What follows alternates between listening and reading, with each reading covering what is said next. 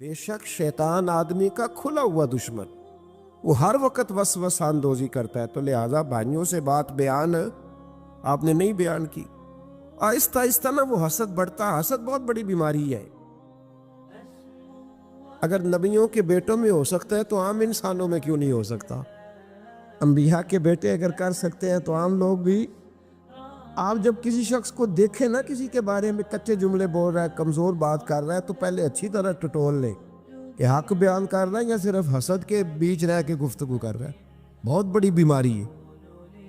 उन्होंने एक चाल बनाई, 10 ने मिल के कि इस तरह करें कि इनको कोई सख्त सजा दें, इन्हें कत्ल कर देते। फिर कहने लगे मारते नहीं, कुएं में फेंक देते। हज़रत याकूब अलैहिस्सलाम की बारगाह में हाजिर हुए तो हाजिर होकर अर्ज़ की कि हम सैर करना चाहते हैं तो हमारा भाई यूसुफ भी तो हमारा भाई है ना, हमारे साथ भेजें, वहाँ खेलेगा, कूदेगा, खाएगा, पिएगा। हज़रत याकूब अलैहिस्सलाम ने फरमाया नहीं, मुझे डर लगता है कि कहीं मेरे यूसुफ को कोई तकलीफ ना पहुंच जाए। कुछ ऐसे होते हैं जिन्हें जुदा करने को दिल ही नहीं करता कि वो जाए ना। कई दफ़ा बाज़ बच्चे नालायक होते हैं, वो जुदा होते हैं लेकिन उनको जुदा करने को दिल। लेकिन हज़रत यूसुफ तो लायक बच्चे थे ना अपने वालिद के, उनका भी नहीं इरादा था। भाई ले गए और ले जा कर के हज़रत यूसुफ अलैहिस्सलाम को पहले बहुत ज़्यादा मारा। फिर हज़रत यूसुफ अलैहिस्सलाम का कुर्ता उतार के उनके हाथ बांधे। फिर बड़े भाई ने यहूदा ने रस्सी के साथ बांध के कुएं में लटका दिया। और फिर जब दरमियान में पहुंचे तो फिर रस्सी को काट दिया। हज़रत यूसुफ जब गिरे पानी में, आवाज़ आई तो हंसे। मुफस्सिरीन ने लिखा है कि अल्लाह ताला ने हज़रत जिब्रील अमीन को भेजा, फरमाया जाओ मेरे यूसुफ को पकड़ के ना तो एहतियात के साथ नीचे रख दो। हज़रत यूसुफ को रख दिया गया। 3 दिन और 3 रातें जनाब यूसुफ कुएं में रहे।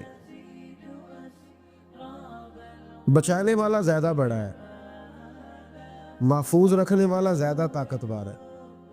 3 दिन और 3 रातें कुएं में रहे। उन्होंने क्या किया कि हज़रत यूसुफ का कुर्ता चूँकि उतार लिया था, 2 कुर्ते उन्होंने पहने हुए थे। बाद में मुफस्सिरीन ने लिखा है एक तो कुर्ता वो था जिन्होंने इस्तेमाल किया, तो एक कुर्ता बतौर तावीज़ के हज़रत याकूब ने उनके गले में डाल दिया बतौर बरकत के। तो वो कुर्ता भी उनके गले में था। एक कुर्ते से उन्होंने बांध दिया, दूसरा कुर्ता जो था ना उसको खूंद लगा के ना बकरी का, तो हज़रत याकूब के पास आए और जब दरवाजे तक पहुंचे तो शोर करने लगे ज़ोर ज़ोर से। हज़रत याकूब परेशान होकर बाहर आए, चूँकि वो बकरियां भी साथ लेके गए थे, बकरियां चराया करते थे। तो कहा बकरियों को भेड़िया तो नहीं पड़ गया? तो कहने लगे हुजूर बकरियों को तो नहीं पड़ा, पर हज़रत यूसुफ को ले गया है। और हज़रत यूसुफ अलैहिस्सलाम शहीद हो गए। हज़रत याकूब अलैहिस्सलाम ने ना वो कुर्ता देखा तो कुर्ता देख के फरमाने लगे बड़ा सियाना था भेड़िया, यूसुफ सारा खा गया है पर कुर्ता किसी जगह से फटा भी नहीं। इसका मतलब है कि हज़रत याकूब को समझ आ गई कि मेरे यूसुफ को भेड़िए ने खाया नहीं है। ये कुरान मजीद है। फरमाया बड़ा समझदार था भाई, कुर्ता फटा भी नहीं और यूसुफ वो सारा खा गया। अब ये रोज़ वहाँ बकरियां चराने जाते थे, या जनाब याकूब तो रोने लगे तो भाई रोज़ जाते थे, झांक झांक के देखते थे कि यूसुफ है कि नहीं। तीसरे दिन एक काफिला वहाँ से गुजरा जो मिस्र जा रहा था। उन्होंने पानी निकालने के लिए जब डोल लटकाया तो हज़रत यूसुफ ने पकड़ लिया। उस शख्स ने हज़रत जनाब यूसुफ अलैहिस्सलाम को ऊपर खींचा। जब आप वापस ऊपर जिंदा निकल आए तो भाई फिर हैरान हो गए। अभी भी शुक्र अदा नहीं किया कि 3 दिन के बाद देखो अल्लाह ने कितना फजल फरमाया है। लेकिन वो फिर कहने लगे करीब आके ना उससे, ये हमारा भागा हुआ गुलाम है, अगर तुम्हें चाहिए तो ले लो, सस्ता बेच देंगे। हज़रत यूसुफ का कौल बाद मुफस्सिरीन ने लिखा है, आप फरमाते हैं कि मुझे जब उन्होंने थप्पड़ मारे तो इतनी तकलीफ नहीं हुई, कुएं में फेंका तो इतनी तकलीफ नहीं हुई। तकलीफ तब हुई जब उन्होंने मुझे भाई नहीं माना और कहने लगे ये हमारा भागा हुआ गुलाम है। तो कहा कितने का बेचोगे? कहा तुम 20 दिरहम दे दो और ले लो। 20 दिरहम का जनाब यूसुफ को बेच दिया। وہ لے گئے مصر کی منڈی میں، وہاں قیمت لگنے لگی، کتنے ہزار، اتنے ہزار، اتنے ہزار۔ اللہ اکبر۔ جناب یوسف کہتے میں نے وہ رنگ بھی دیکھا کہ جب میرا باپ سب سے بڑھ کر مجھ سے پیار کرتا تھا، اور آج میں وہی یوسف ہوں جس کی بولیاں لگ رہی، جس کی بولیاں لگ رہی۔ عزیز مصر آ گیا، مصر کا جو مال خزانہ کا مالک تھا وہ شخص آ گیا۔ اس میں بھی کئی اقوال ہیں کہ وہ بادشاہ تھا کہ کیا تھا۔ بہرحال عزیز مصر آیا، خزانوں پر قبضہ اسی کا تھا۔ اس نے حضرت یوسف علیہ السلام کے وزن کے برابر سونا تول کے دیا، وزن کے برابر چاندی تول کے دی، وزن کے برابر اس نے ہیرے جواہرات دیے، پھر گھر لے گیا۔ اور جناب یوسف علیہ السلام فرماتے ہیں میں ایک آزمائش سے نکلا، جب گھر آیا تو بڑے سکون سے رہنے لگا۔ عزیز مصر نے اپنی بیوی زلیخا سے کہا اس کا خاص خیال رکھنا۔ فرماتے ہیں محبت ملنے لگی، پیار ملنے لگا، گھر میں بڑی خوشی سے رہنے لگا، پر اللہ کو کچھ اور ہی منظور تھا۔ آزمائش پر آزمائش ذرا دیکھیے گا، پہلے باپ کا پیار، پھر کنواں، پھر کنویں سے بچ گئے تو مصر کی منڈی۔ فرماتے ہیں وہاں سے میں بچ کے آیا، عزیز مصر کے گھر رہنے لگا۔ زلیخا فریفتہ ہو گئی، گناہ کی دعوت دینے لگی۔ تو حضرت یوسف نے کہا قال معاذ اللہ، میں اللہ کی پناہ چاہتا ہوں۔ سارے دروازے بند کر کے جب وہ پیچھے بھاگی، اصل حسین وہی شخص ہوتا ہے جو اپنے باطن کے حسن کو بچا لیا کرتا ہے۔ جو سوداگری کرنے لگے وہ تھوڑا حسین ہوتا ہے۔ حضرت یوسف علیہ السلام جب بھاگے تو اس نے پیچھے سے پکڑ کے کرتا کھینچا، کرتا پٹ گیا۔ ابھی آپ دروازے تک پہنچے تھے، عزیز مصر خود آ گیا۔ اس نے آگے کہا یہ کیا ہو رہا ہے؟ تو اس نے مکر کیا، زلیخا نے، کہنے لگی کہ ہونا کیا ہے، اس کو گھر میں رکھ کے پالا ہے، اب جوان ہوا ہے تو معاذ اللہ اس نے میرے طرف دست درازی کرنے کی کوشش کی ہے۔ حضرت یوسف پھر خاموش ہو گئے۔ بھائی بیچ رہے تھے تو پھر بھی خاموش تھے۔ کبھی کبھی کچھ چیزیں خاموش رہ کے سہ نہیں پڑتی، زخم پہ زخم کھا کے جی، خون جگر کے گھونٹ پی، آہ نہ کر لبوں کو سی، یہ عشق ہے کو دل لگی نہیں۔ حضرت یوسف علیہ السلام پھر چپ ہے۔ زلیخا نے بڑی باتیں کی۔ ایک دانا آدمی تھا، قرآن کہتا ہے ایک بولا بولنے والا، ایک عقل مند بولا۔ اس نے کہا دیکھو نہ زلیخا کی سنو نہ یوسف کی سنو، اگر تو کرتا آگے سے پھٹا ہوا ہے تو پھر غلطی ہے جناب یوسف کی، اور اگر پیچھے سے پھٹا ہے تو پھر زلیخا کی غلطی۔ حضرت یوسف کی معاذ اللہ پھر غلطی۔ تو عزیز مصر نے کرتا دیکھا تو پیچھے سے پھٹا تھا، لیکن امام قرطبی کہتے ہیں وہ کوئی عقل مند آدمی نہیں، وہ تو 4 مہینے کا بچہ تھا، وہ ایک 4 مہینے کا وہ قریب تھا۔ حضرت یوسف علیہ السلام کی گواہی دینے کے لیے اللہ نے اسے زبان دی تھی، زلیخا کے ماموں کا بیٹا تھا، 4 مہینہ کا گہوارے میں لیٹا ہوا، جب بادشاہ سے فیصلہ نہیں ہو رہا تھا اور بادشاہ پریشان تھا عزیز مصر کے کسی کو جا کے بتاؤں گا تو کوئی کیا سوچے گا، اس کے گھر میں کیا کچھ ہوتا ہے۔ کہتے پریشان تھا تو پنگوڑے سے بچہ بول پڑا، کہنے لگا بادشاہ اگر تو کرتا آگے سے پھٹا ہے تو پھر معاذ اللہ غلطی حضرت یوسف کی، اگر پیچھے سے پھٹا ہے تو پھر زلیخا کی۔ تو کرتا پیچھے سے پھٹا تھا، حضرت یوسف کے حق میں گواہی مکمل ہو گئی۔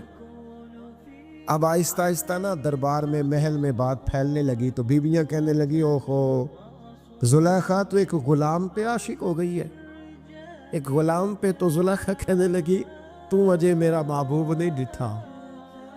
یہ رٹے ڈالنے والے دیکھتے نہیں اور دور کھڑے رہ رہ کے کہانیاں سناتے رہتے۔ انہوں نے کہا تو نے ابھی دیکھا نہیں نا، تو نے ابھی یہ کیا پتا ہو کہ ماجرا کیا ہے؟ تو کہنے لگی نہیں تو غلام پہ۔ اس نے کہا چلو تجربہ کراتی ہو۔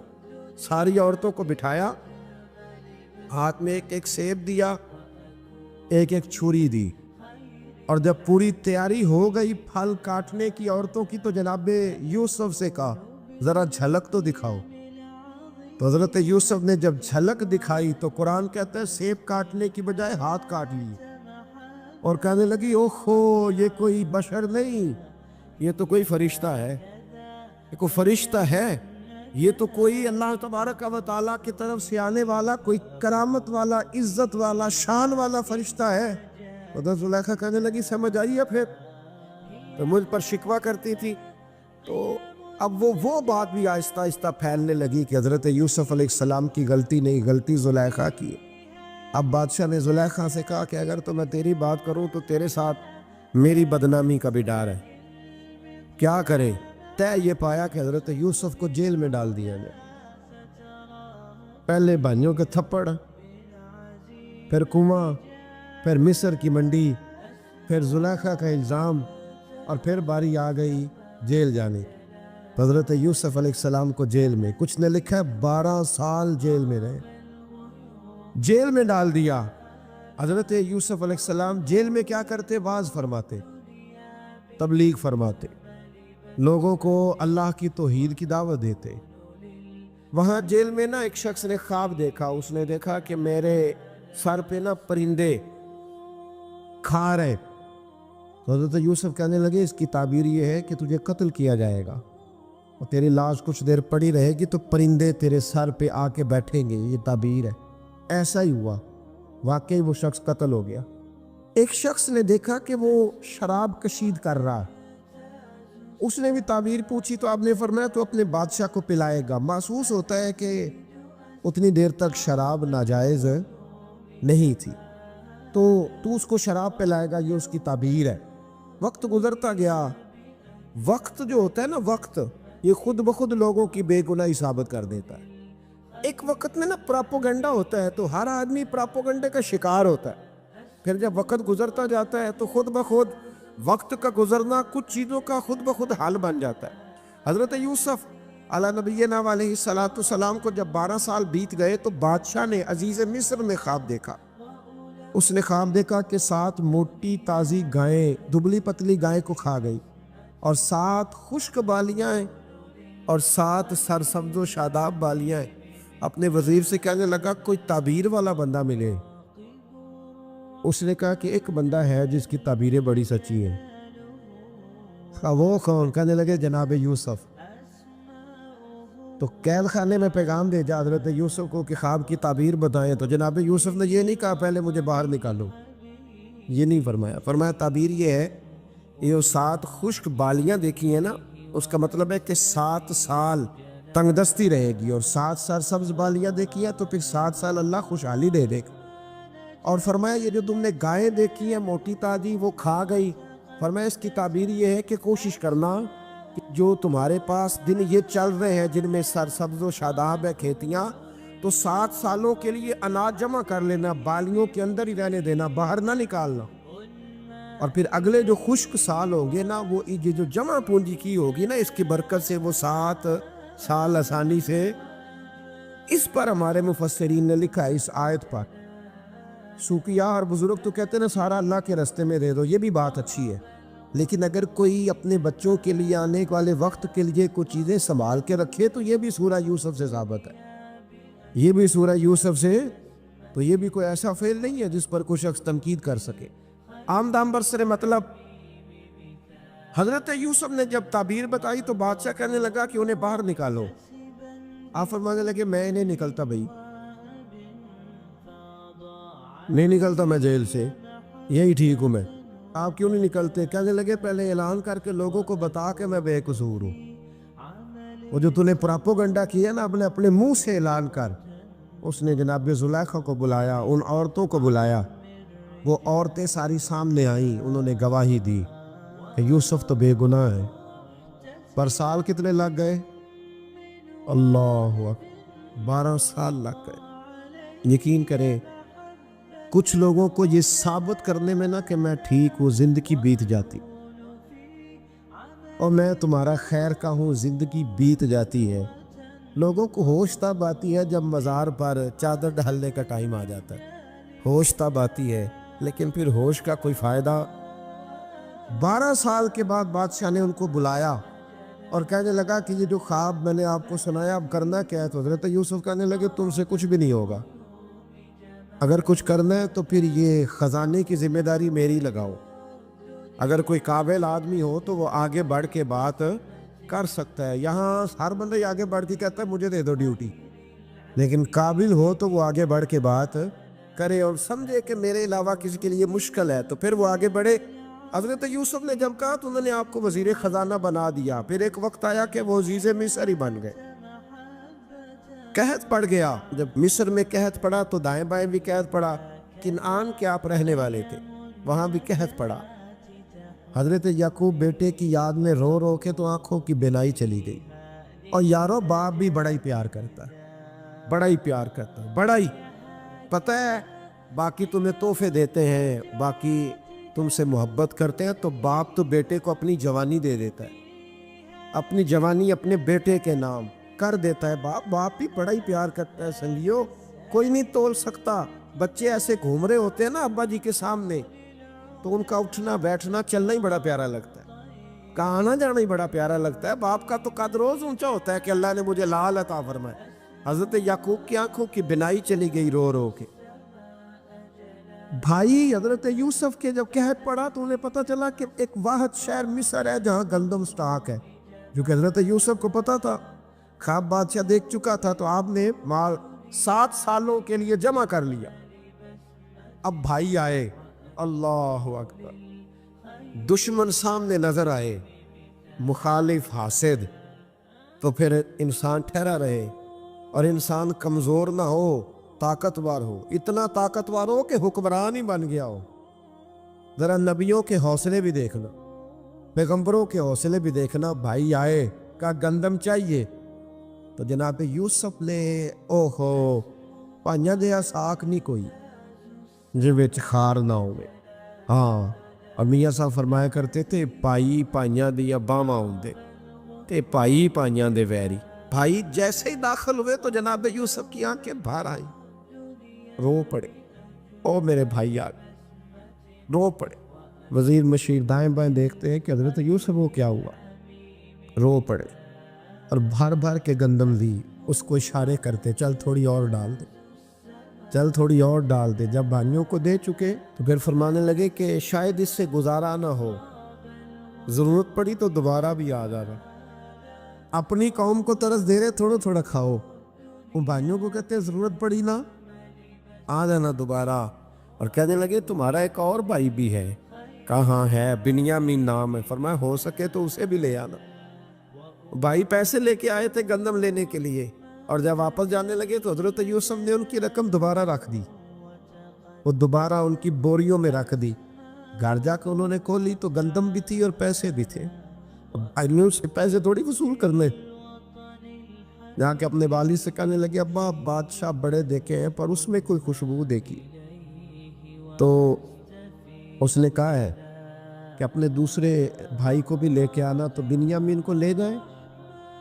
حضرت یعقوب فرمانے لگے پہلے بھی تم پہ بھروسہ کر چکا ہوں، بار بار نہیں کروں گا، یوسف گوا چکا ہوں۔ پوتے بول پڑے، کہنے لگے دادا جی آپ تو ہر وقت یوسف یوسف ہی کرتے رہتے۔ انہوں نے ضد کی، اصرار کیا، تو جناب بنیامین کو ساتھ وعدہ لے کے، عہد لے کے، قسم لے کے بھیج دیا حضرت یعقوب نے۔ جناب بنیامین بھی پہنچے مصر میں، یہ دونوں ایک ماں سے تھے، سگے دونوں تھے۔ حضرت یوسف نے جناب بنیامین کو دیکھا تو اپنے ساتھ بٹھا لیا، اور ذرا باتیں کر کے نا ادھر بیٹھ جاؤ، ادھر بیٹھ جاؤ، اچھا نہیں ہے جگہ، آپ ادھر آ جاؤ میرے ساتھ بیٹھ جاؤ۔ بھائی تھا نا سگا، اچھا چلو ٹھیک ہے آپ ادھر آ جاؤ۔ بھائی کو ساتھ بٹھا لیا، ابھی جب چیزیں دینے لگے تو کان میں کہنے لگے، وہ پریشان تھے نا حضرت بنیامین کہ یہ بندہ کیا کر رہا ہے، تو کان میں کہنے لگے میں بھائی ہوں تیرا، میں یوسف ہوں۔ اس طرح کہا یار تھوڑے دن میرے پاس رہ نہیں جاتا؟ حضرت بنیامین کہنے لگے رہ جاتا ہوں۔ رہ گئے جناب بنیامین۔ اب کہا نہیں میں نہیں بھیجوں گا۔ کچھ لوگوں نے یہ لکھا ہے کہ حضرت بنیامین کے جو بوری تھی اس کے اندر انہوں نے تھیلے کے اندر شاہی پیالہ رکھ دیا اور فرمایا اس کو ہم نہیں جانے دیں گے، ہمارا پیالہ کیسے، یہ نہیں کہا کہ یہ چور ہے، کہا پیالہ کیسے آیا اس کے تھیلے میں، لہٰذا یہ ابھی اب رہے گا ہمارے پاس، دیکھیں گے۔ وہ باقی چلے گئے تو یہودا کہنے لگا کہ میں نہیں جاتا، میں یہیں ٹھہروں گا، اس لیے کہ میں باپ کو کیا بتاؤں گا کہ پہلے بھی میں کرتا میں ہی لے کے گیا تھا یوسف کا، اب میں کیا بتاؤں گا۔ واپس گئے اور جا کے بتایا کہ جناب بنیامین کو انہوں نے رکھ لیا ہے، معاملہ بن گیا ہے۔ وہ کہتے ہیں کیسے پیالہ آیا ہے، شاہی پیالہ۔ حضرت سیدنا یعقوب علیہ السلام فرمانے لگے میں نے تمہیں پہلے ہی کہا تھا کہ تم میرے بنیامین کو بھی لے جا رہے ہو، پہلے میں بھروسہ کر کے یوسف کے معاملے میں پریشان ہوں۔ فرمایا اس طرح کرو، جاؤ ڈھونڈو جا کے میرے یوسف کو، اور ڈھونڈو جا کے میرے بنیامین کو، جاؤ تلاش کرو۔ اللہ اکبر۔ بھائی دوبارہ آئے، گندم بھی ختم ہو گئی تھی، آتے ہی کہا کہ اے عزیز مصر، بڑی بری حالت ہے، ہم بڑے پریشان ہیں، ہمارے باپ کی رو رو کے آنکھیں چلی گئی ہیں، مہربانی کرو کچھ گندم بھی دے دو، اور اس طرح کرو کہ ہمارا بھائی بھی ہمیں واپس کر دو تاکہ ہم اسے لے جائیں اور ہمارے والد گرامی کی آنکھیں ٹھنڈی ہو۔ حضرت یوسف علی نبینا علیہ الصلوۃ والسلام ان کی باتیں بھی سننے لگے اور غور سے ان کے چہرے بھی دیکھنے لگے، غور سے۔ تو جب انہوں نے حضرت یوسف علیہ السلام کی طرف غور سے دیکھا تو حضرت یوسف کہنے لگے مجھے پہچانتے ہو؟ پہچانتے ہو؟ کہا نہیں۔ فرمانے لگے میں یوسف ہوں۔ قال انا یوسف، کہنے لگے میں یوسف ہوں، اور حضرت بنیامین کی طرف اشارہ کر کے کہنے لگے وہذا اخی، اور یہ میرا بھائی ہے، میں یوسف ہوں اور یہ میرا بھائی ہے۔ اور فرمانے لگے اللہ نے ہم پر احسان کیا ہے، اور جو تقوی اختیار کرتا ہے اور صبر کرتا ہے اللہ تعالیٰ اس نیک کے اجر کو کبھی ضائع، یہ نہیں فرمایا میں نے بڑے تقوی کیے پرہیزگاری کی تو بچ گیا، فرمایا جو بھی تقوی اختیار کرے، جو بھی صبر کرے گا، اللہ اس نیک کے اجر کو کبھی ضائع نہیں کرے گا۔ پھر فرمانے لگے جاؤ آج تم پر کوئی گناہ نہیں، جاؤ ایک دم ہی اسی وقت ہی فرمایا جاؤ میں نے تمہیں معاف کیا، جاؤ میں نے تمہیں معاف کیا۔ اور فرمانے لگے میری دعا ہے کہ میرا رب بھی تمہیں معاف کرے۔ پھر فرمایا یہ میری قمیض لے جاؤ، میرا کرتا، اور میرے باپ کی آنکھوں پہ ڈال دینا، امید ہے ان کی آنکھوں کی روشنی واپس آ جائے، جاؤ لے جاؤ۔ تو وہ کرتا لے کے گئے، اذهبوا بقمیصی ھذا، یہ میرا کرتا لے جاؤ۔ حضرت یوسف علیہ السلام نے پھر سالوں حکومت کی مصر پر، پھر وہیں ان کی تدفین ہوئی، اور جب تدفین ہوئی تو اختلاف ہو گیا، ہر قبیلہ کہتا تھا ہم نے اپنی طرف یوسف کو دفن کرنا ہے، اس لیے کہ جس طرف ان کو دفن کریں گے خوشحالیاں ہوں گی۔ پھر فیصلہ ہوا کہ سنگ مرمر کے تابوت میں رکھ کے حضرت یوسف کو دفن کیا جائے، اور دفن کرنے کے بعد ایسی جگہ پہ دفن کیا جائے جہاں سے پانی چھو کے گزرتا ہے۔ تو ان کو وہاں دفن کیا گیا، پانی چھو کے گزرتا تھا، لوگ کھیتیوں کو لگاتے تھے اور مصر سرسبز و شاداب رہتا تھا۔ اور پھر حدیث پاک میں موجود ہے، مولا علی شیر خدا رضی اللہ تعالی عنہ فرماتے ہیں کہ نبی کریم علیہ الصلوۃ والسلام کی بارگاہ میں ایک اعرابی آیا، حضور نے فرمایا کچھ مانگ لو اس دیہاتی سے۔ حضور نے فرمایا ہے آج وہ مائل باتا، اور بھی کچھ مانگ لے۔ تو وہ کہنے لگا حضور آپ مجھے سواری کے لیے اونٹ دے دیں۔ حضرت علی کہتے ہیں میں نے کہا ہے افسوس، مانگا بھی تو کیا مانگا۔ حضور نے فرمایا چل کچھ اور مانگ لے۔ کہنے لگا چلے آنے جانے کے لیے کرایہ بھی دے دے، زادرہ بھی دے دے، کھانے، کیا مانگا؟ تو حضور علیہ السلام نے اسے دے دیا۔ تو محبوب فرمانے لگے تجھ سے تو موسیٰ علیہ السلام کے دور کی وہ بوڑھی اچھی تھی۔ کہا وہ بوڑھی کون سی بوڑھی؟ تو حضور علیہ السلام فرمانے لگے رب کریم نے حضرت موسیٰ کو حکم دیا کہ جب آپ مصر سے نکلے تو حضرت یوسف کی قبر کو کھود کر ان کا تابوت بھی ساتھ لے جائے۔ حضرت سیدنا موسیٰ علیہ السلام نے عرض کی مالک وہ کیسے پتہ چلے گا؟ فرمایا وہ تو آپ نے خود ہی پتہ کرنا ہے کہ وہ تابوت کہاں ہے، وہ دریا کے اندر تھا۔ کیسے پتہ کرتے کرتے پتہ چلا کہ ایک بوڑھی اماں ہے، اسے پتہ ہے تابوت کہاں ہے، وہ کدھر ہے تابوت، تو بوڑھی اماں کو پتہ ہے۔ حضرت موسیٰ بوڑھی کے پاس گئے، کہنے لگے اماں وہ تجھے پتہ ہے یوسف کی قبر کہاں؟ کہنے لگی پتہ ہے۔ تو کہا اماں پھر بتا دو۔ کہنے لگے مفت میں بتا دوں، نبی کے مزار کا ایڈریس اور فری میں بتا دوں، یہ کیسے ہو سکتا ہے؟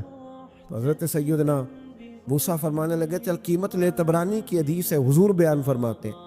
حضرت موسیٰ کہنے لگے بتا کیا لے گی؟ کہنے لگی مجھے نا جنت میں وہ والا مکان دلائیں جس کے پڑوسی موسیٰ علیہ السلام ہیں، میری اور آپ کی دیوار کٹھی ہو، کیا عقیدہ کند۔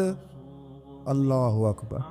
تو حضرت موسیٰ کہنے لگے چل اماں مہربانی کر جنت مانگ لے، اب تو پڑوس ہی مانگنے لگ گئی ہے، تو اب نبیوں کا درجہ تو بڑا ہوگا، تو دینے والا اللہ ہے، میں دعا کرتا ہوں۔ تو کہنے لگی جی ٹھیک ہے، اگر آپ نہیں دیتے تو میں ایڈریس نہیں بتاتی۔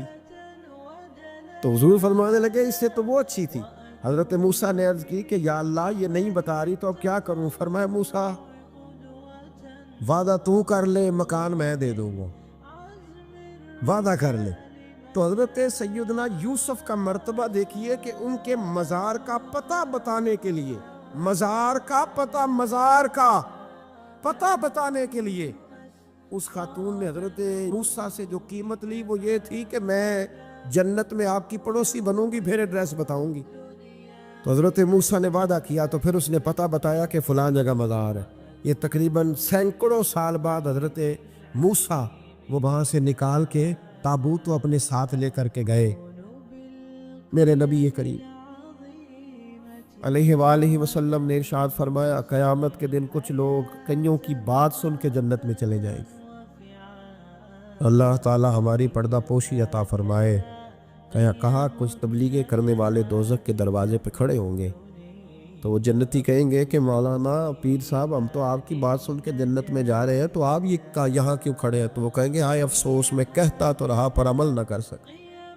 میں عمل ہے اس سے مراد صرف ممبر پہ بیٹھنے والا مولوی نہیں، اس سے ہر وہ شخص مراد ہے جو نصیحتیں تو بڑی کرتا ہے لیکن خود عمل ہے وہ بہت بڑا الفاظ کا ذخیرہ رکھتا ہے، پر عمل کے لیے 2 سجدے بھی صحیح طریقے سے دے سکتا، پھر وہ استغفار کرے، پھر وہ اللہ کی بارگاہ میں معافی مانگے، پھر وہ توبہ کرے، اس لیے کہ جو جتنا بڑا ہوتا تھا نا اس پہ خشیت بھی اتنی زیادہ طاری ہوتی، اس پر خشیت بھی اتنی جتنا۔ حضرت عمر فاروق رضی اللہ تعالیٰ عنہ کو زخم لگ گیا، شدید زخم لگا، آپ آ گئے، بڑی زیادہ خون بہہ گیا ہے، بہت سارے صحابہ آپ کے گرد جمع ہو گئے، حضرت عبداللہ ابن مسعود بھی آ گئے، تو جناب عمر رونے لگ گئے۔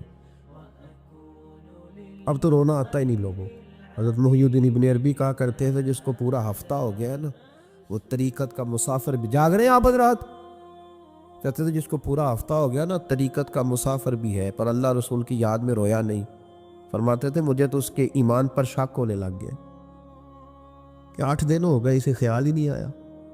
حضرت عمر میدان میں جس شخص کے کبھی پاؤں نہیں لڑکھڑائے، اللہ رسول کی بات آتی تھی تو دریا بہتے تھے آنسو، یہاں حال ہی کوئی نہیں، خشک جملے اور جناب موٹے موٹے تراشے ہوئے فکرے اور لفظوں کی ہیرا پھیری، اس کے علاوہ کوئی چیز نظر ہی نہیں آتی۔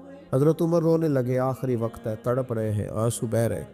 حضرت عبداللہ ابن مسعود آ گئے، انہوں نے کہا عمر تیری ہجرت بھی بڑی باکمال تھی، تیرا اسلام قبول کرنا بھی بڑا ہی باکمال تھا، حضور بھی تجھ سے ہمیشہ راضی رہے۔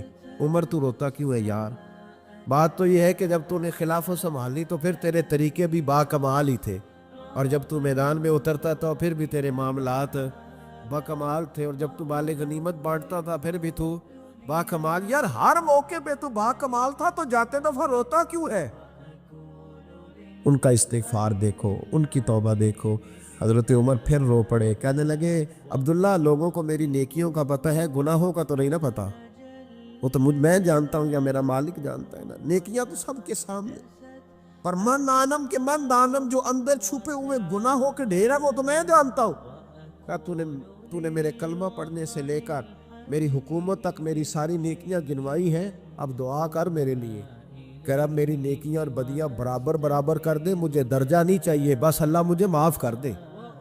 درجوں کی ضرورت نہیں ہے، یہاں تو لوگ درجات لے کے بیٹھے۔ حافظ کہتا ہے کہ میں جتنے آیتیں ہوگی اتنے میرے درجے بلند ہوگی، پہلے درجے والا کام تو کوئی کرنا۔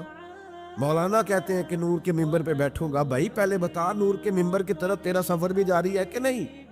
تاجر کہتا ہے کہ میں سخاوت کروں گا تو حضرت عثمان کے ساتھ جگہ ملے گی، پر حضرت عثمان کی سخاوت اور اپنی سخاوت کا فرق بھی دیکھ۔ مجاہد کہتا ہے کہ میں نبی پاک کے جہاد والے صحابہ کی پشت پہ رہوں گا تو پہلے اپنے کام تو دیکھ، اور جب ساری باتیں سمجھ میں نہ آئے تو پھر اللہ کی بارگاہ میں استغفار کر، پھر بیٹھ۔ بڑے لوگ استغفار کرتے، معافی چاہتے، اور یہ استغفار پھر اتنا کرم کرتا، اتنی آسانی کرتا، اس قدر بہتری کرتا کہ وہ مانگ تو اپنے گناہوں کی معافی رہے ہوتے تھے اور اللہ رحمتوں کے دروازے کھول دیتا تھا، اللہ ان پر کرم کے دروازے۔ حضرت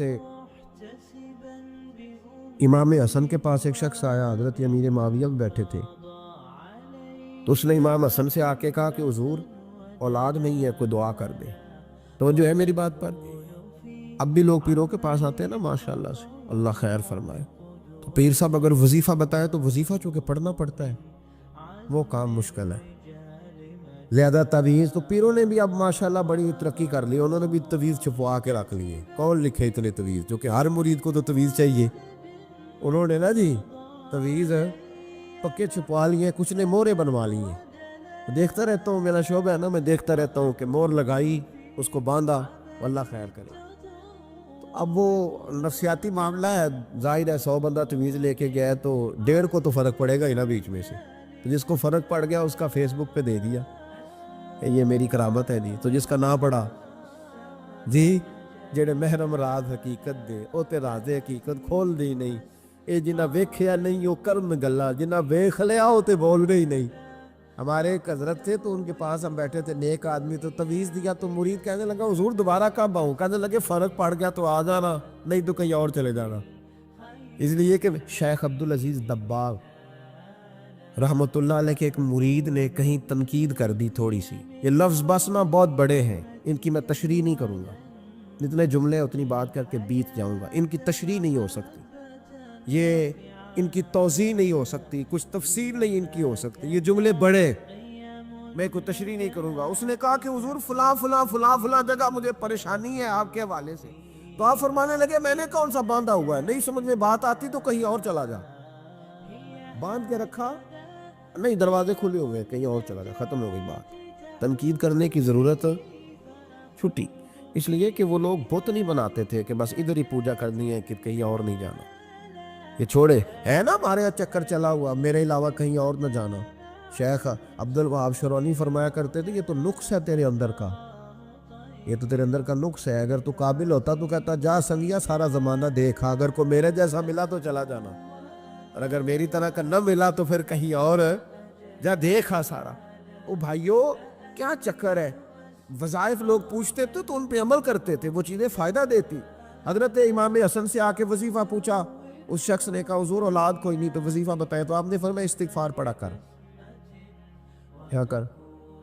اس نے کہا ٹھیک ہے، تو حضور پھر میں دوبارہ کب آؤں؟ تو امام حسن کہنے لگے بے اولاد ہے نا تو، استغفار کا وظیفہ بتایا نا؟ کہا۔ فرمانے لگے اب اس وقت آنا جب اللہ تجھے 10 بیٹے عطا کرے گا۔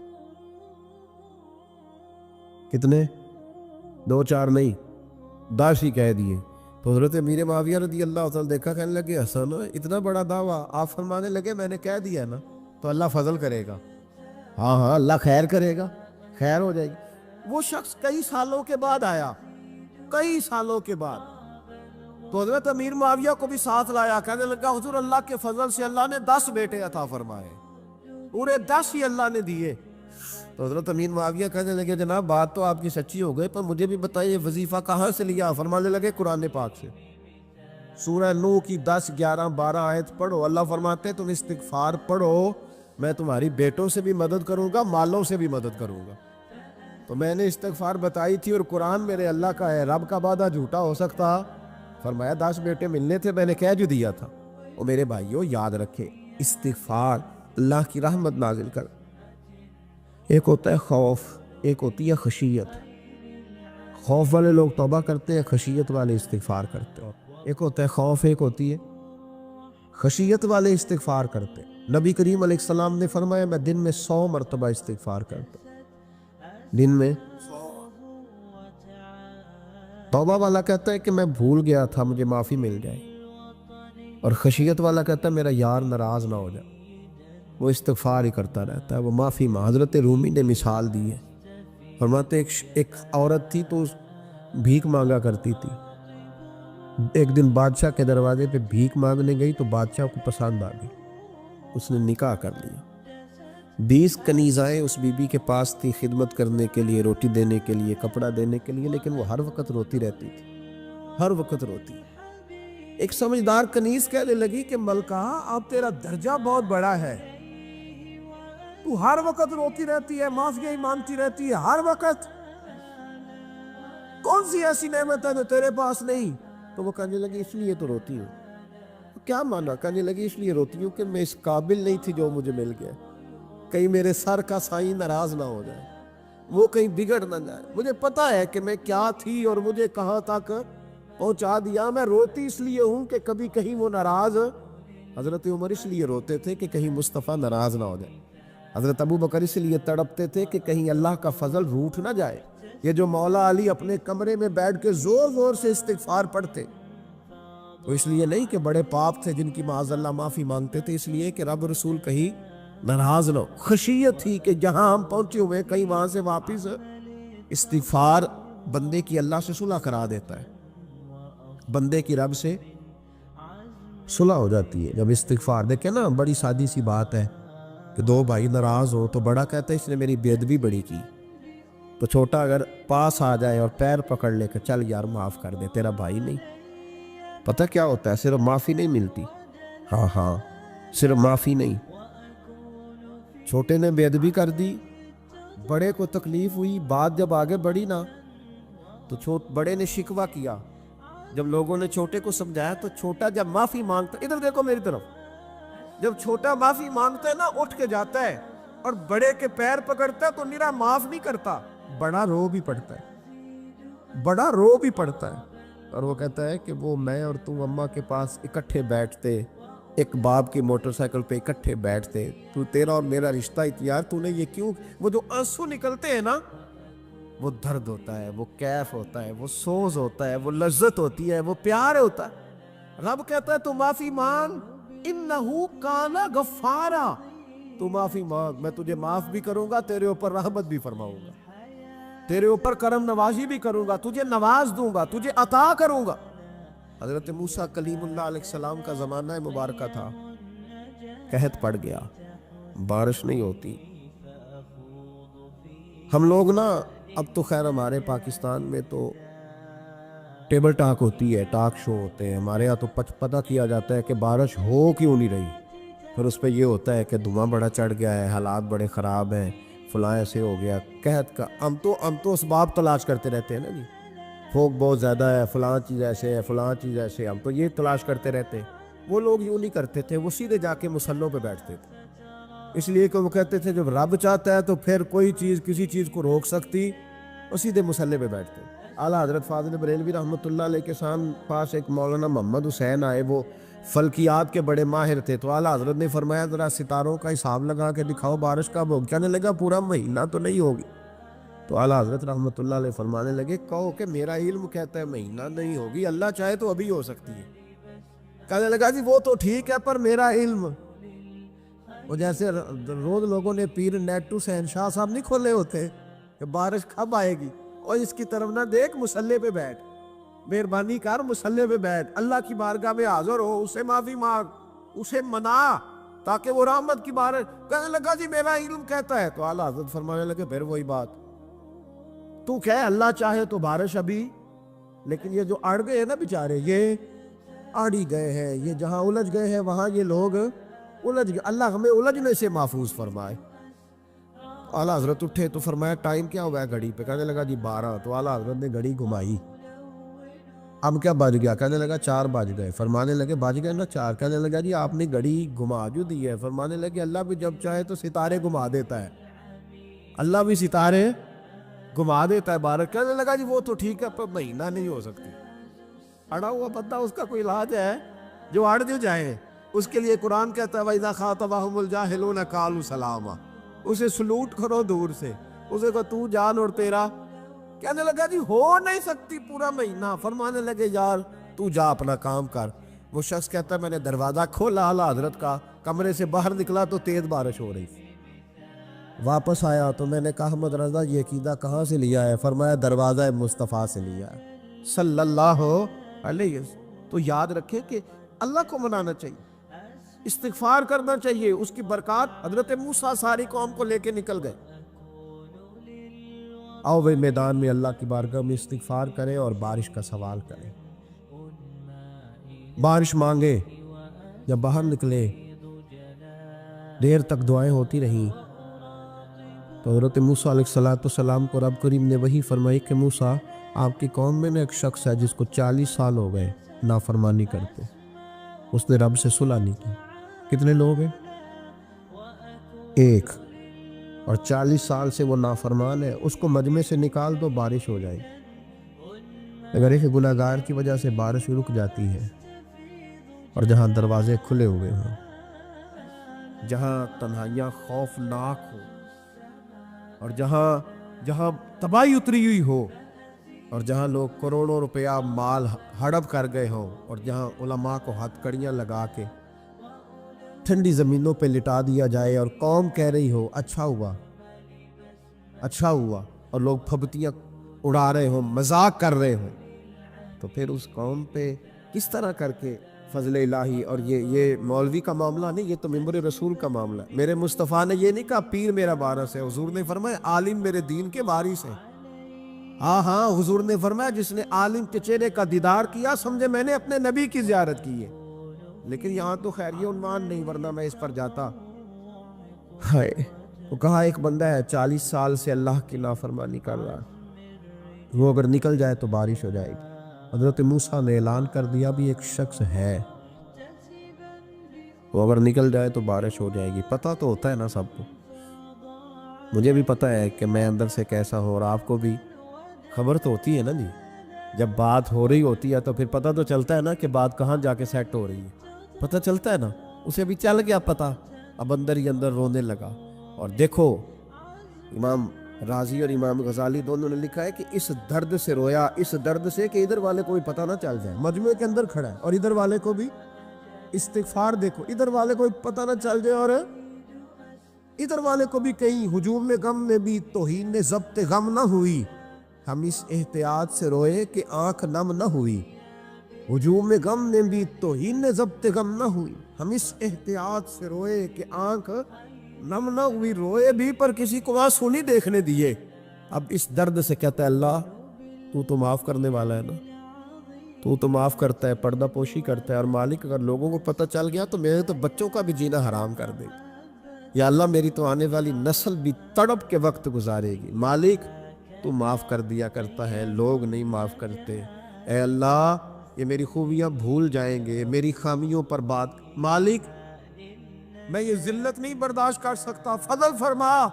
حضرت موسیٰ نے دوبارہ اعلان کیا نکلتے ہو کہ نہیں نکلتے؟ پھر تڑپا خداوندا مجھے بے آبرو نہ کر، یہ ذلت اور رسوائیاں یہ نہیں برداشت ہوتی، اللہ درگزر حضرت موسیٰ نے تیسرا اعلان کیا نکلتا ہے یا میں پھر اس کا نام لوں؟ اللہ سے پوچھ کے نام لوں اس کا، بتاؤ کون ہے؟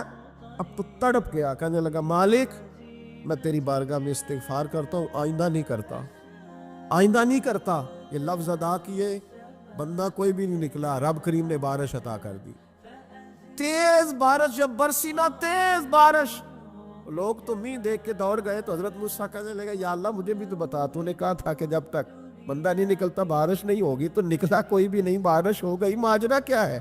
تو رب کریم نے فرمایا موسیٰ بس اس نے مجھ سے صلح کر لی، اس نے مجھ سے صلح کر لی۔ اور امام غزالی نے لفظ لکھے، حضرت موسیٰ نے پوچھا، حالانکہ اللہ اپنے نبیوں کو غیب کے خزانے دیتا ہے، پوچھا کہ اے اللہ مجھے اس کا نام بتا دے، تو رب کریم نے فرمایا موسیٰ جب گناہگار تھا تب نہیں کسی کو بتایا، جب پاپی تھا تب نہیں بتایا، جب مجرم تھا تب نہیں بتایا، اب کیسے بتا دوں؟ فرمایا اس کی میری صلح ہو گئی ہے، اور فرمایا جو بارش نہیں نہ ہو رہی تھی وہ بھی اس کی وجہ سے نہیں ہو رہی تھی، اب جو ہوئی ہے نا تو یہ بھی اسی کی وجہ سے ہوئی ہے، یہ بارش اب جو ہوئی ہے تو یہ بھی اس گناہگار کے سبب سے۔ اپنی راتیں اللہ کے ساتھ گزارے۔